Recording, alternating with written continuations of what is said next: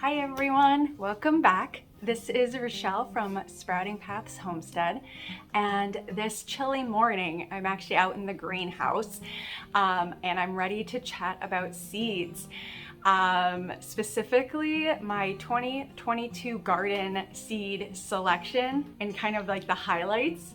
I want to share with y'all the different seeds that I love and are my hands down favorites, and ones that I plant every year. And then I wanted to go over some seeds that I'm really excited to try this year. And I think some of y'all out there are too. These are some really popular varieties that are new and they're kind of intriguing. So I want to chat about that. And then lastly, I'm going to show you some potatoes I saved from last year's crop. And these potatoes I'm going to sprout and we are going to plant them this year. Last year was the first year we ever grew potatoes, and I wanted to save some to use as seed potatoes this year. So I'm going to show you that as well. So stay tuned and let's chat about some seeds. Okay, so one of my favorite seeds that I plant every year, and it's a huge hit in our family, are these golden beets. They are so good, and I know a lot of people do not care for beets because they have this kind of earthy taste. Some describe it as dirt taste, and I can totally understand that because I can pick up on those notes too with a lot of like the red beets, the really dark red beets. But these golden beets are so sweet and they have a significantly less dirt taste. You still get some of that earthiness, but significantly less of dirt taste to them. So my boys enjoy them. We roast these with some avocado oil, some honey, some lemon, thyme, salt, and pepper. They're so good. I highly recommend these. I grow them every year and they're super successful here in Zone 5B. We do great. I do a spring and a fall sowing and they do so well. So another cold crop that I like to grow are these French breakfast radishes. Now, I need to say we do not care for radishes in this house. Really not a fan at all. This is the only radish we all seem to somewhat enjoy. The boys are a little back and forth on it, but most of the time, like if I roast them, they gobble them up. If I were to put them fresh in a salad, they'd probably pick them out. But that's just because we're not a huge radish family ourselves. These really are good. I like them. They're very mild and they're sweet. I've roasted them along with the golden beets before and they come out really nice. They grow super well. I like planting these around the cucumbers to help as a companion plant. It's reported that if you plant your radishes around like your cucumbers, it helps keep the cucumber beetles away. I've planted it and I've seen some cucumber beetles with them there, but significantly less than before. So either way, these are so low profile. They can grow right along the edge, along where the cucumbers are. It's a perfect space for them, so I pop them into those areas. So if you're not a fan of radishes, at least try the French breakfast radish. You may enjoy it. So the next on my favorite list are the dragon tongue beans, and I'm sure y'all have heard about these before. A lot of YouTubers rave about dragon tongue beans. And I actually grew these for the first time last year and we really enjoyed them. They're really pretty.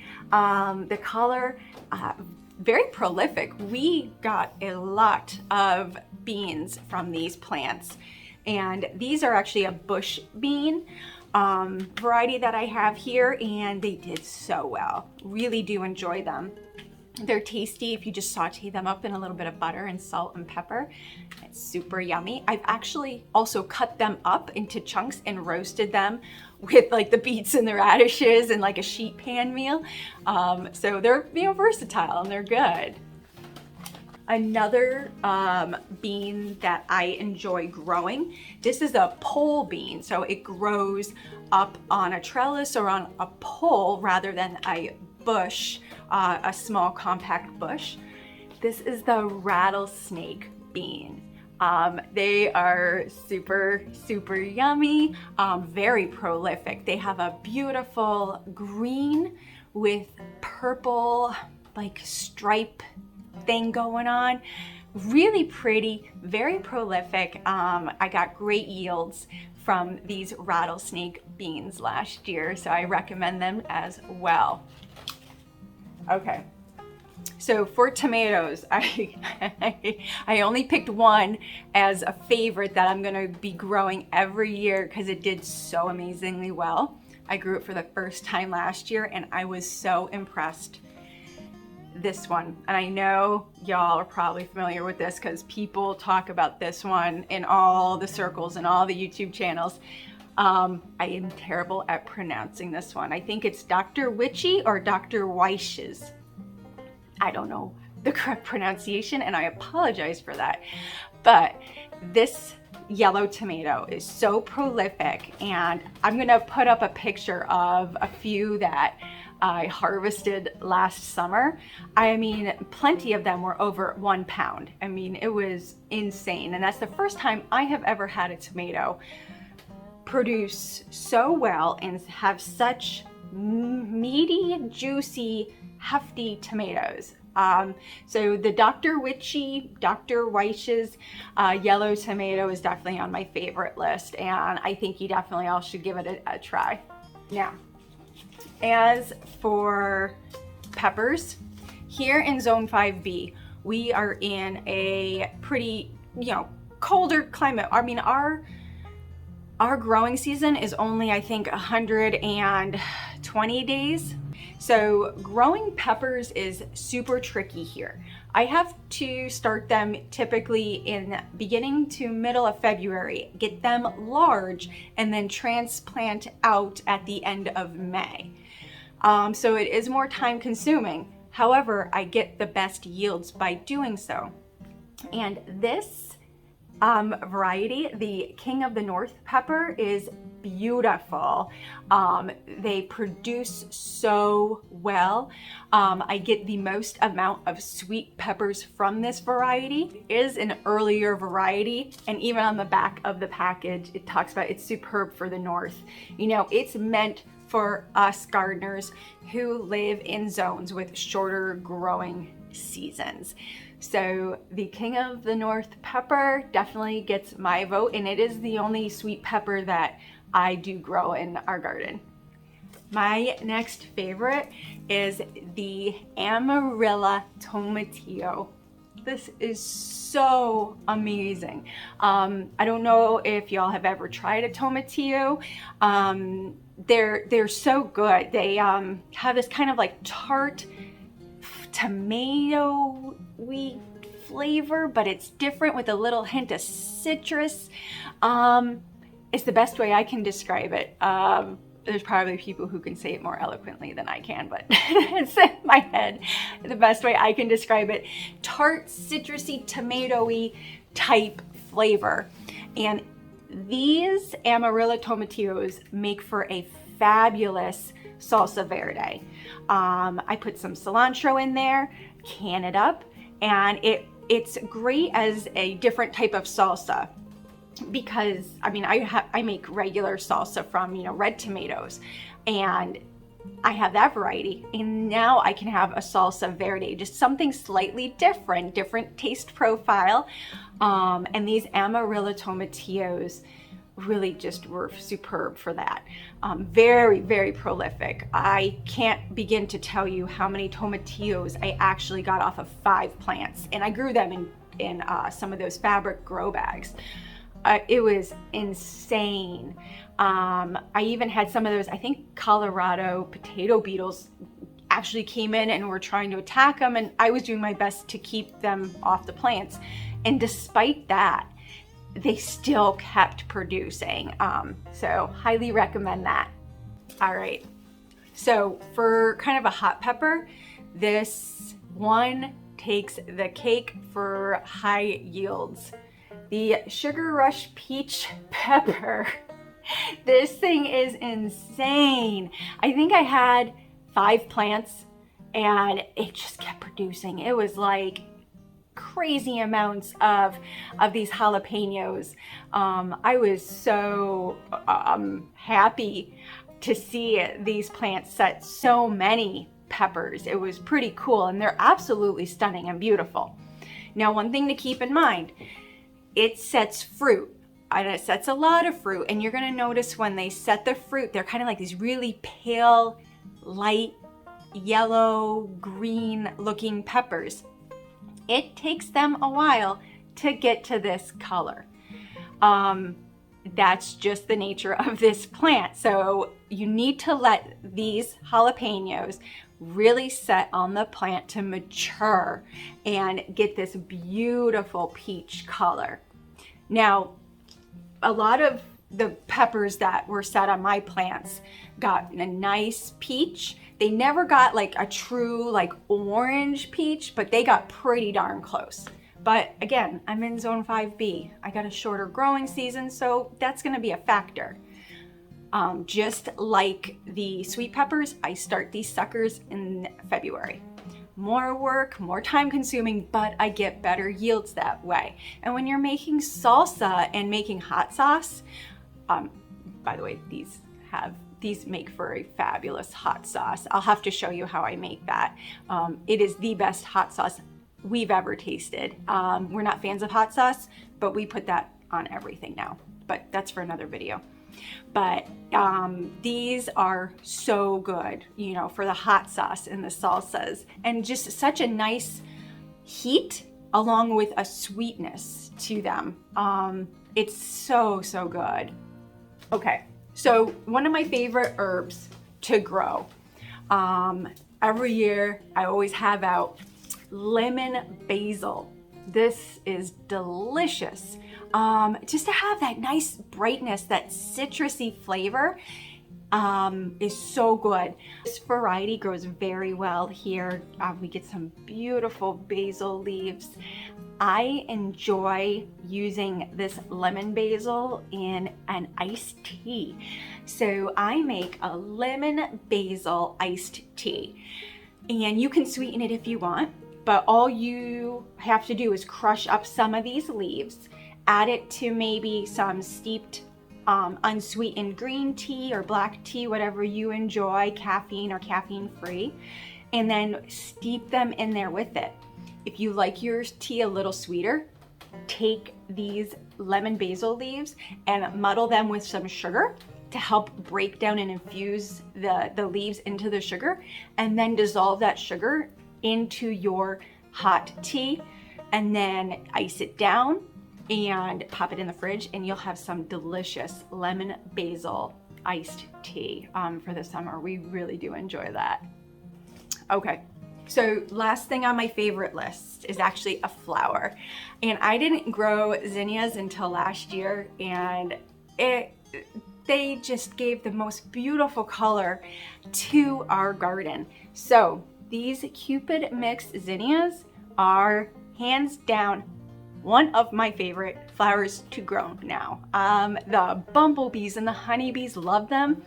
The colors that cascaded around the garden were it was like pure heaven. I can't describe it any other way.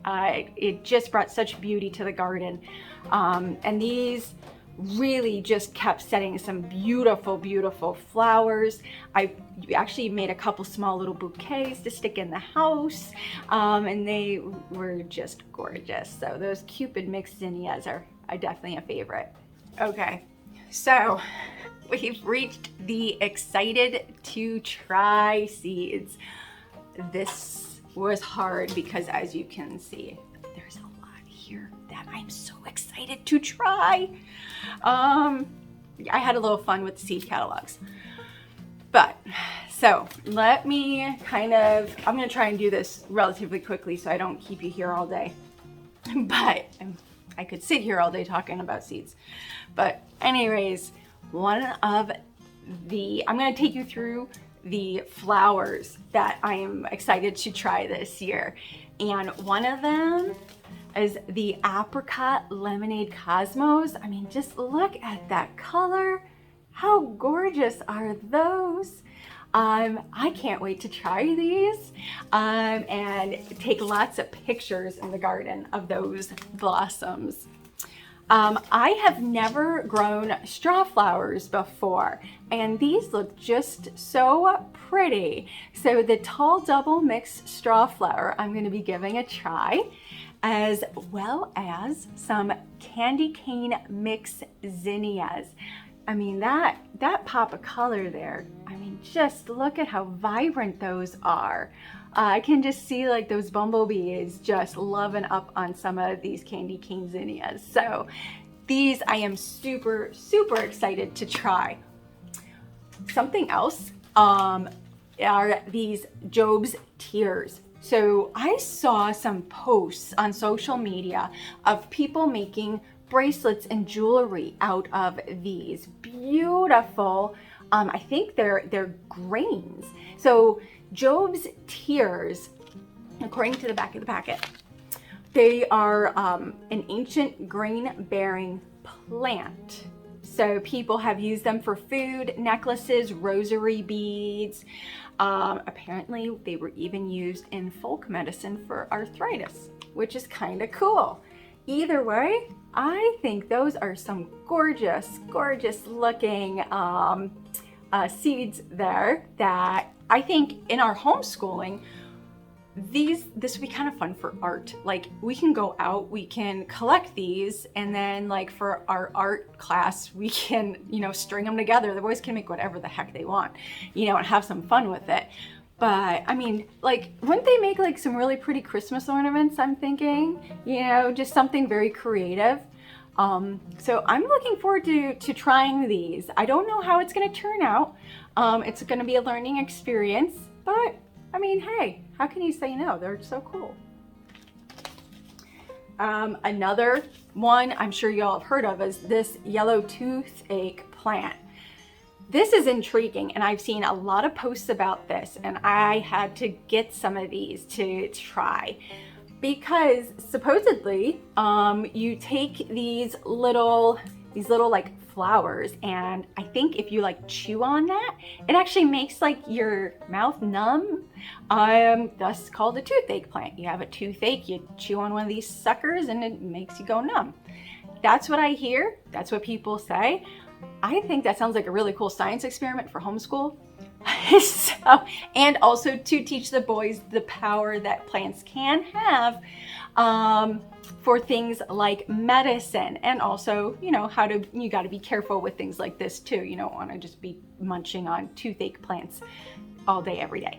But I just really wanted to experiment with these and give these a try. Okay. Another flower I'm excited to try are these awesome strawberry blonde calendulas.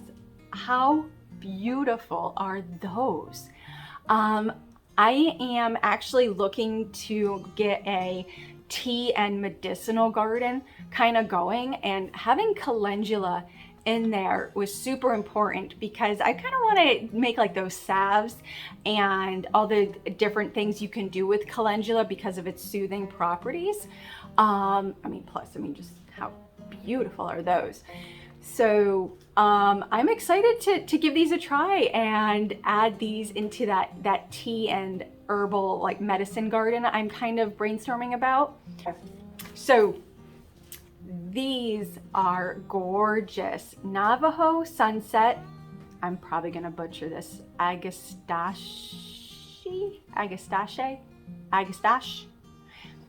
I'm probably butchering that. Terrible at pronouncing things.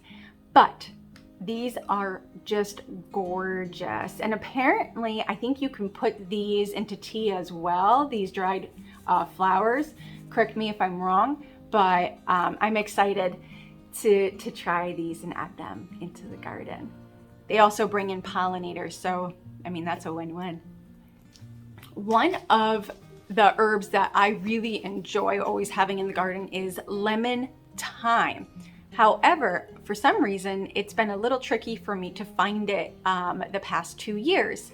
So this year, I got the orange yellow thyme seeds. So I'm hoping that this probably has like a similar citrusy, zesty flavor as lemon thyme does, because I really enjoy that. You take this lemon thyme, the citrusy flavored thyme, and you put it on like your chicken, your vegetables, and it gives it just beautiful woodsy but citrusy, mellow flavor, especially on beets. It's absolutely divine. So I'm excited to try this seed out. So this squash sounds very intriguing. The Burpee's Butterbush squash. So it's 75 days, and apparently it grows in more of a bush style rather than a huge vining squash plant. So it's dwarf, which is kind of cool, you know, which kind of means it's going to take up a little less space than a typical butternut squash would do, sending out all of its tentacles and vines and all over the place. So having a dwarf variety intrigued me, and I was excited to give this a try. So that's definitely on the list. Lemon drop watermelon. Look how delicious those look. I believe this one is definitely an earlier variety, which in this zone is important because, again, 120 growing days is not that long. So having a variety with a shorter amount of days needed to start harvesting the fruit is definitely preferred. They just look so like sweet and tasty. They got really good reviews too. Along with the Leelanau Sweet Glow watermelon. Again, this is meant for kind of the shorter growing seasons that we have up here. This is 85 days and just beautiful orange flesh. This seed was actually developed in Michigan, so similar growing climate to ours, and it's recommended for northern growers. So I'm excited to try this and see how successful this will be this year. Now, last year, for the first time, I tried growing Kajari melons, and we were somewhat successful. We got a few melons, nothing crazy. The flavor that we experienced wasn't too sweet. So I figured this year, instead of a Kajari melon, I was gonna try the Minnesota midget melon. Now, this is an early melon, which again is key for our growing environment here. This apparently was created as a melon that will actually grow in like mountain regions, in the northern regions, in a mountain climate. So that sounded intriguing, and it sounded like something that would be pretty successful here in Zone 5B. It's got really good reviews, apparently has a nice flavor. You can see it's like a nice cantaloupe looking a melon there. So I'm excited to give that one a shot and have it grow along my cattle panel trellises. So I'm actually changing the types of cucumbers that I'm growing this year. Normally I'll grow Boston pickling or Chicago pickling cucumbers, but this year I actually ordered from Seeds and Such, and I wanted to try some varieties that had a bit more disease resistant, because we are prone to powdery mildew here and other diseases. And, you know, I try my best to help thwart those issues, but, you know, nobody's perfect and it's hard sometimes and it can be frustrating. So I am actually going to be trying the Diva cucumber for fresh eating. It's got really good disease resistance. And I'm going to be trying the hybrid Calypso cucumber, Calypso, for pickling. again, really good disease resistance. And that was really important and key for my choices this year. I want to try something different and see what happens. So that's going to be a cool experiment, and I'm excited to see how those turn out. Now, this pepper is something so cool, and it really intrigued me. So we are going to be trying this pepper. I am really gonna butcher this name. Charapita?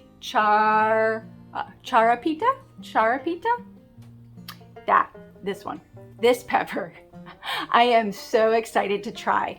According to its description, it's actually grown typically as a houseplant in Peru.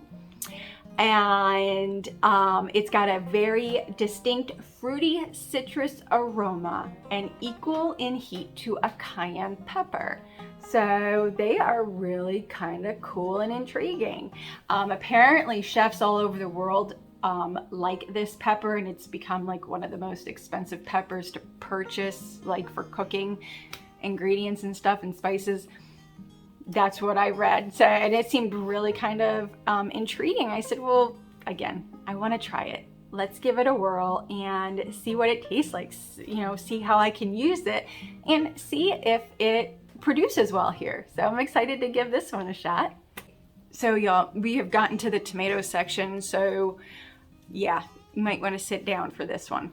The tomatoes, you know, I think we all can agree that growing tomatoes is something of, it is just something. I don't know what it is about tomatoes, but they are just beautiful, and all the different varieties that are out there and the shapes and sizes and colors. I mean, it's just unbelievable. So I get such joy from growing different types of tomatoes. And I have a few varieties that I'm excited to try this year.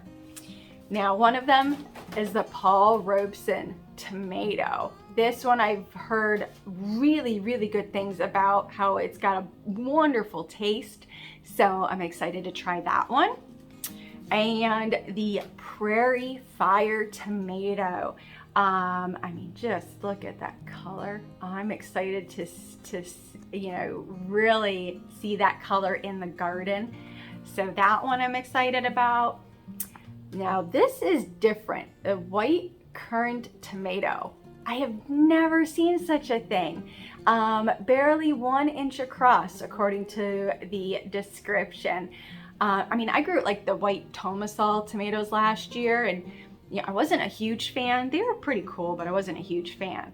But I mean, these, you know, these intrigued me, the white currant tomato. So I'm gonna give them a try. Super sweet, apparently, so that just sounds awesome. And the spoon tomato, because why not? I mean, look at how tiny those little suckers are. I thought, again, this was kind of like a homeschooling thing I thought the boys would get a kick out of. They don't like fresh tomatoes, and neither does Joe. But, I mean, let's have fun growing these. I think they'll just get a kick out of the size of these little spoon tomatoes, little teeny tiny suckers. This one, black strawberry tomato. I think we've all seen this one plastered on social media and being advertised. It really got my attention. The beauty of this tomato, it just really intrigued me. So these are 1 ounce fruits, and apparently they have a nice like sweet and tart flavor. So just a little something different, adding some variety to our tomato selection this year. I'm also excited to try this little gem lettuce. I mean, they're like little romaines. They say they're like really small romaine type heads. And they also have a really good heat tolerance, so they won't go to seed on you when it starts to warm up in the summer. I mean, just adorable little heads of lettuce. A little variety, something a little different. I'm also going to be trying tatsoi for the first time this year. I've heard some really good things besides, I mean, its health benefits. It's supposedly one of the best greens out there for you to eat, but it's also very good to grow through the winter, and it actually survives really low temperatures. I've seen people post pictures where they're harvesting tatsoi under snow and really frigid temperatures. So I figured we would give that a try as well.